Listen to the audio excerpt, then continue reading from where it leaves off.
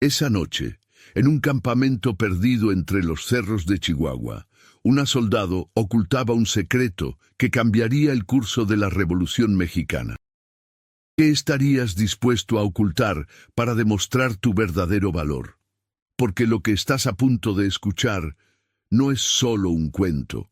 Es la historia de cómo Petra Herrera se convirtió en Pedro, lideró ejércitos enteros, voló puentes bajo el fuego enemigo y humilló a los federales de Porfirio Díaz, solo para que al final le negaran el honor que había ganado con sangre.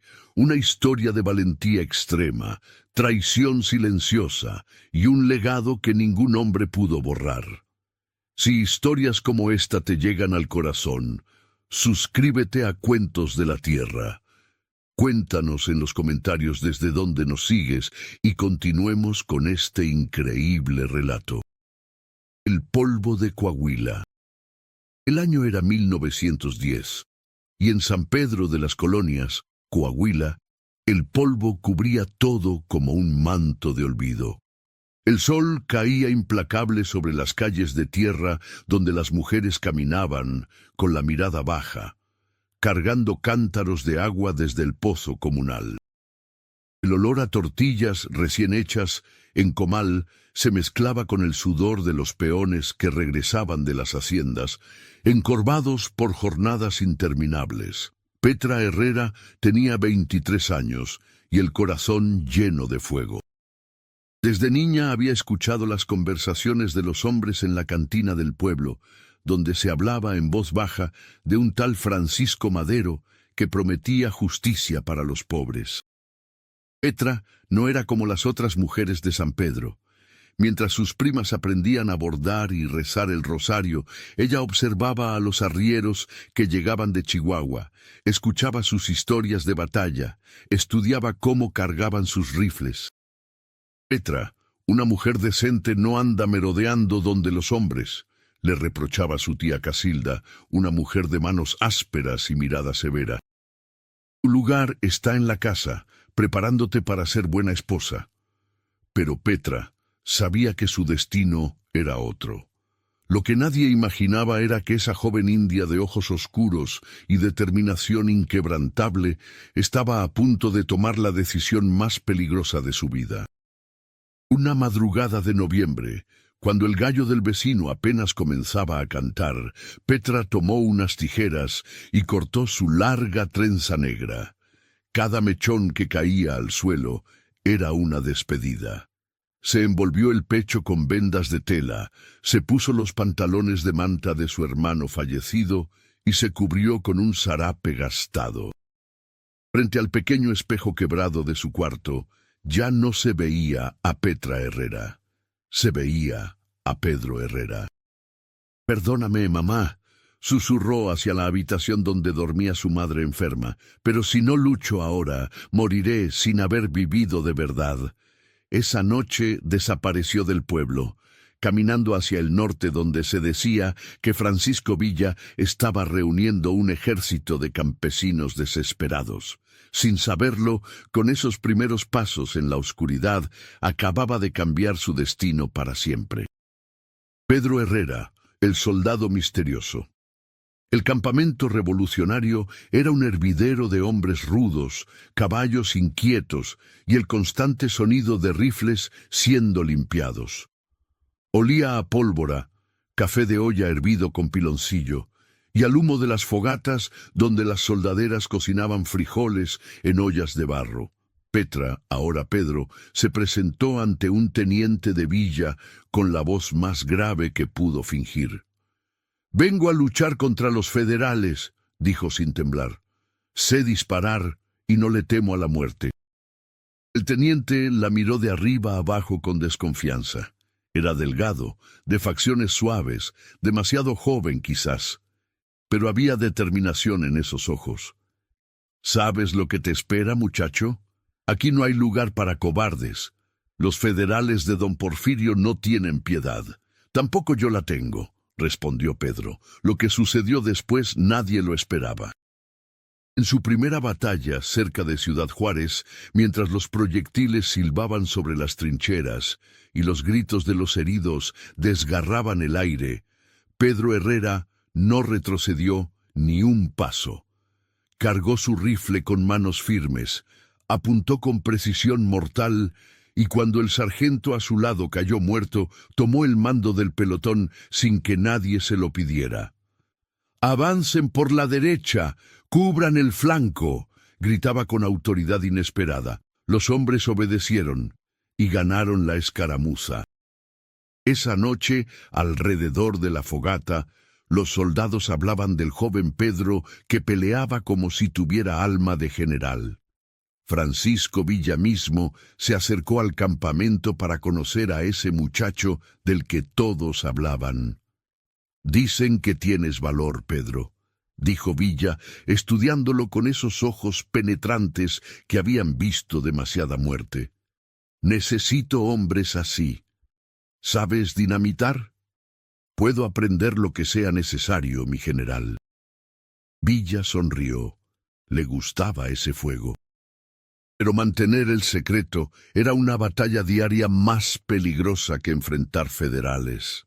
Cada madrugada, antes de que los demás despertaran, Pedro se levantaba y fingía rasparse la barba con una navaja oxidada. Hacía ruidos, se quejaba de lo mucho que le picaba el rostro lampiño. «¿Todavía no te sale barba, Pedro?», se burlaban algunos. «Ya me está saliendo», respondía. «Cuestión de tiempo». Dormía apartado, siempre vestido, siempre alerta. En los ríos, donde los hombres se bañaban desnudos, Pedro se bañaba de madrugada, solo, en el frío que cortaba la piel.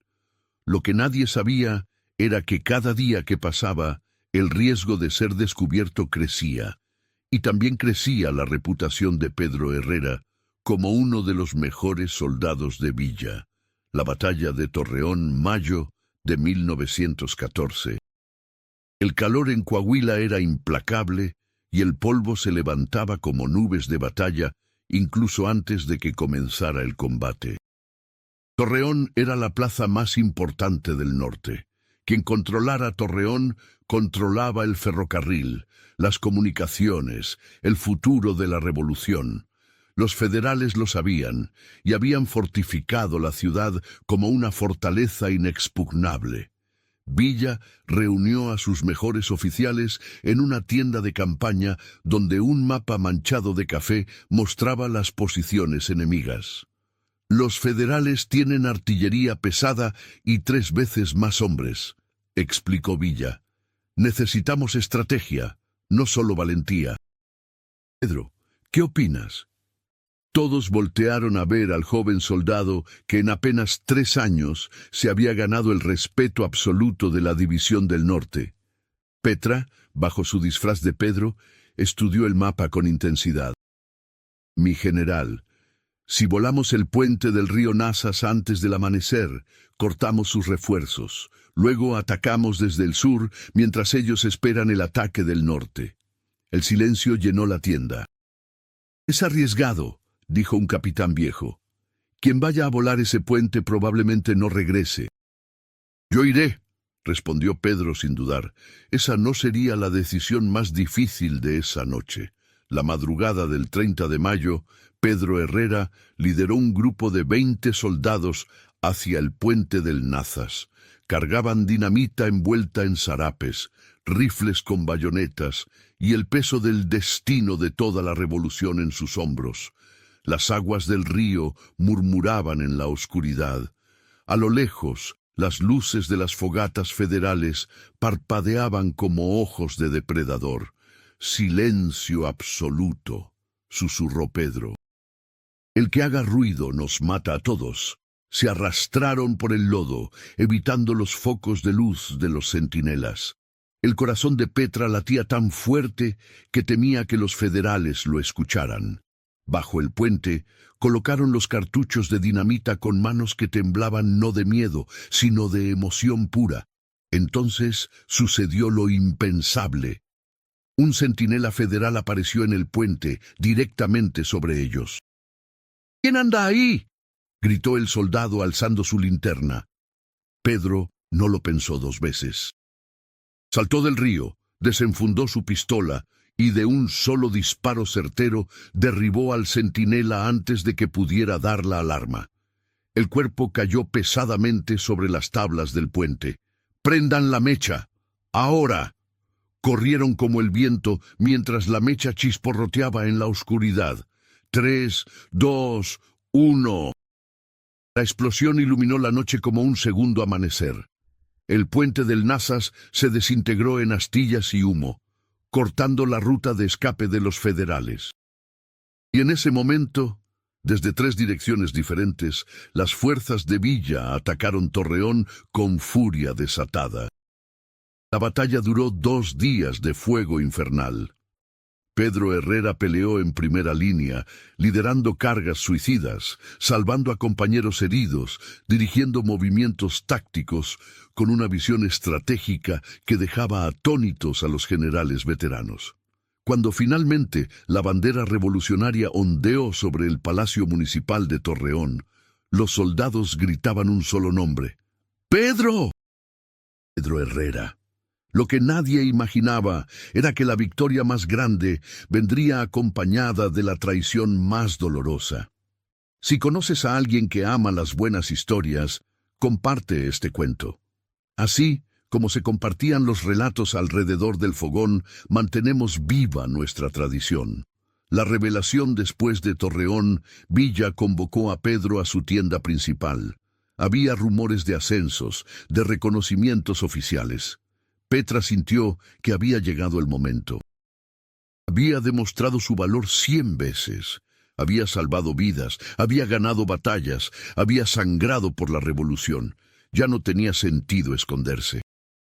«Mi general», dijo con voz firme, «antes de que me otorgue cualquier honor, necesito decirle la verdad». Villa alzó la mirada, confundido. «¿La verdad?» Petra se quitó el sombrero. Se desató la venda del pecho. Dejó que su verdadera voz, suave pero inquebrantable, llenara la tienda. «Mi nombre es Petra Herrera. Soy mujer. Y he peleado a su lado durante 4 años. El silencio fue ensordecedor. Villa se quedó paralizado, con la boca abierta. Luego miró a sus oficiales, que observaban la escena con la misma incredulidad. Algunos murmuraban, otros simplemente negaban con la cabeza. Esto es imposible», balbuceó Villa. «Pedro era... tú eres...» «Soy la misma persona que voló el puente del Nazas», interrumpió Petra. «La misma que lideró la carga en Torreón. La misma que salvó a su capitán Rodríguez en Ciudad Juárez. Mi género no cambió mis acciones, mi general». Villa caminó en círculos, procesando lo imposible. Finalmente se detuvo frente a ella. «Has demostrado más valor que 1000 hombres, Petra. Eso es cierto». Petra sintió un destello de esperanza. «Entonces, mi general, solicito el ascenso a general que le hubiera correspondido a Pedro». Pero lo que vino después la destrozó. Villa negó con la cabeza lentamente, con algo parecido a la pena en sus ojos. «No puedo hacerlo. Los hombres no aceptarían órdenes de una mujer. El ejército se dividiría. Lo siento, Petra, pero no». «¿Entonces todo fue inútil?» La voz de Petra tembló por primera vez en años. 4 años ocultándome, arriesgándome, sangrando, y mi único error fue haber nacido mujer. «No es tu error», respondió Villa incómodo. «Así son las cosas. Pues cambiaré las cosas». Esa noche, Petra Herrera salió de la tienda de Villa sin despedirse. Llevaba la rabia como combustible y la injusticia como bandera. Lo que Villa no sabía era que acababa de perder a su mejor estratega. Y Petra estaba a punto de demostrarle de qué era capaz una mujer sin nada que perder. La Brigada de las Invencibles. La noticia corrió como pólvora por los campamentos revolucionarios. Pedro Herrera era en realidad Petra y estaba formando su propio ejército de puras mujeres. Al principio se burlaron. Un ejército de mujeres. Reían los soldados en las cantinas. Mejor que se queden haciendo tortillas. Pero las mujeres no se reían. Llegaron de todas partes de Chihuahua y Durango. Soldaderas cansadas de solo cocinar y lavar, viudas que habían perdido a sus maridos en batalla y querían venganza, jóvenes que, como Petra, soñaban con algo más que una vida de sumisión. Venían con lo que tenían, rifles viejos, machetes heredados, pistolas robadas. Petra las recibía a todas en un campamento improvisado en las afueras de Torreón. No les voy a mentir, les dijo Petra la primera noche, iluminada por una fogata que hacía bailar sombras en su rostro.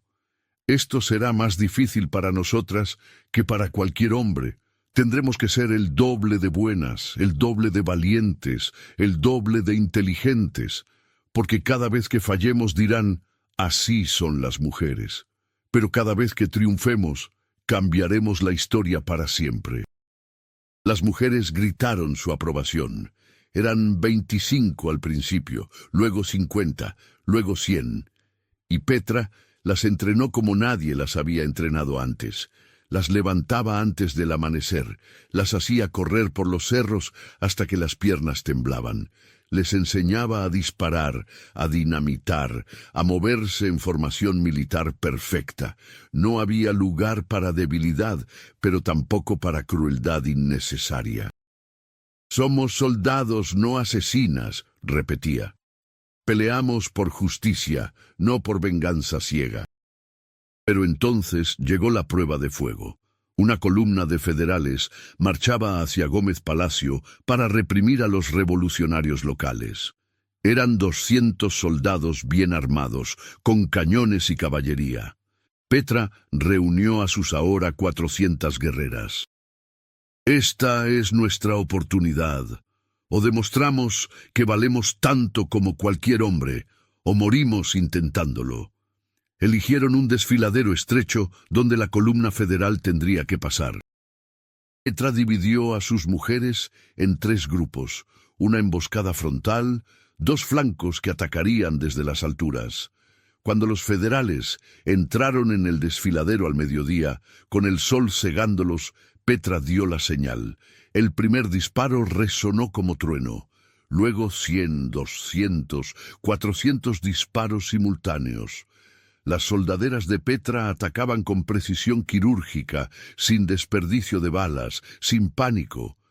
Habían sido entrenadas para esto.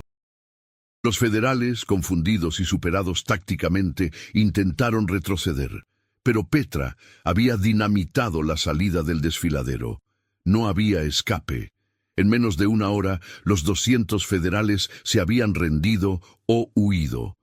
Las mujeres de Petra no tuvieron ni 10 bajas.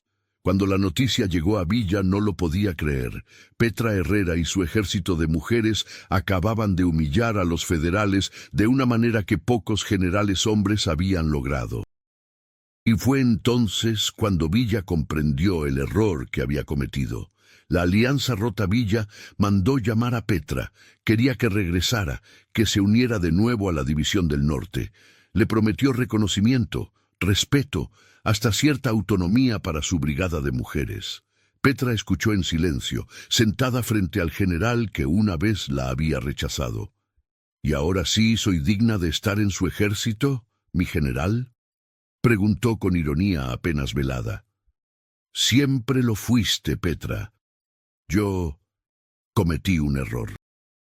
Su error me costó 4 años de humillación y secretos, respondió ella, pero me enseñó algo más valioso, que no necesito el permiso de ningún hombre para luchar por lo que creo justo. Entonces, ¿rechazas mi oferta? Petra se puso de pie. Me uniré a Venustiano Carranza. Dicen que es un hombre de leyes, de orden. Quizás él vea más allá de mi género. Villa apretó la mandíbula. Perder a Petra era perder no solo una gran guerrera, sino un símbolo de lo que la revolución podía llegar a ser. Carranza te decepcionará también, advirtió. Todos estos hombres de poder lo harán. Quizás, admitió Petra. pero al menos lo descubriré por mí misma. Se fue esa misma noche con sus 400 mujeres, rumbo al sur, donde las fuerzas carrancistas necesitaban refuerzos desesperadamente. Lo que ninguno de los dos sabía era que el destino tenía otros planes y que el final de Petra Herrera sería tan misterioso y trágico como épica había sido su vida. El final de una leyenda. Los años 1915 y 1916 fueron años de caos. La revolución se fragmentó en 1000 pedazos. Villa peleaba contra Carranza, Zapata peleaba en el sur, y Petra Herrera seguía liderando su brigada, luchando en escaramuzas olvidadas, defendiendo pueblos que nadie más protegía. Pero la fatiga de la guerra cobraba su precio. Muchas de sus mujeres habían muerto, otras se habían retirado, cansadas de un conflicto que parecía no tener fin. Y Petra, la invencible Petra que había sobrevivido a 100 batallas, comenzaba a sentir el peso de los años y las heridas acumuladas.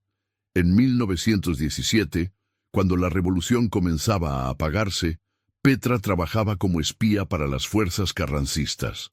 Se infiltraba en cantinas, escuchaba conversaciones de soldados federales remanentes, pasaba información crucial. Era peligroso. Pero Petra nunca había sabido vivir de otra manera. Una noche de febrero, en una cantina de Chihuahua, Petra escuchó algo que no debía escuchar. Un grupo de bandidos hablaba de un convoy con dinero, armas y provisiones que pasaría por un camino solitario. Petra decidió interceptarlo, no por codicia, sino porque esas armas podrían servir a la causa. Pero los bandidos descubrieron su plan. La emboscaron primero. Los detalles exactos de lo que sucedió esa noche del 14 de febrero de 1917 se perdieron en la leyenda. Algunos dicen que la mataron a balazos en una calle oscura, otros que murió defendiéndose hasta la última bala. Algunos más susurran que sobrevivió, que cambió de nombre una vez más, que vivió el resto de sus días como una anciana anónima en algún pueblo olvidado. Lo único cierto es que Petra Herrera, la mujer que se convirtió en Pedro, la soldado que humilló a los federales, la generala que nunca fue oficialmente reconocida, desapareció de la historia oficial. No hubo funeral con honores militares. No hubo estatuas en su memoria, no se escribieron corridos sobre sus hazañas. Los hombres que escribieron la historia de la revolución apenas la mencionaron. Pero en los pueblos de Chihuahua y Durango, las abuelas contaban a sus nietas sobre la mujer que demostró que el valor no tiene género. En las fogatas nocturnas, los ancianos recordaban al soldado misterioso que volaba puentes y ganaba batallas imposibles. Y aunque su tumba nunca fue marcada, su legado quedó grabado en el corazón de todas las mujeres que vinieron después, porque Petra Herrera no solo peleó por la revolución, peleó por el derecho de ser vista, de ser valorada, de ser recordada. Y aunque le negaron el título de generala en vida, la historia, la verdadera historia, la que cuentan los pueblos y no los libros oficiales, la recuerda exactamente como lo que fue, una de las más grandes guerreras que México jamás conoció. Reflexión final. Y así fue como aquella joven de San Pedro de las Colonias marcó el destino de la revolución. Porque en la vida, el valor verdadero no se mide por los títulos que te otorgan, sino por las batallas que decides pelear aunque nadie reconozca tu nombre. Petra Herrera demostró que el coraje no entiende de género, que el liderazgo nace del corazón y no de los galones en un uniforme, y que a veces la injusticia más grande no es perder la batalla, sino que te nieguen el derecho de haberla peleado. Cuentan los ancianos de Chihuahua que cuando el viento sopla por los cerros donde ella luchó, todavía se escucha el eco de su voz dando órdenes, el tronar de los puentes que dinamitó, el grito de guerra de esas 400 mujeres que creyeron en ella, porque hay cosas que el tiempo no puede borrar, y hay legados que viven más allá de cualquier tumba. Así son las historias de nuestra tierra, llenas de verdad, de injusticia y de ese valor inquebrantable que nunca se rinde, aunque el mundo entero diga que no tienes derecho a luchar. Petra Herrera no necesitó permiso para cambiar la historia. Y esa, quizás, es la lección más poderosa que nos dejó, que,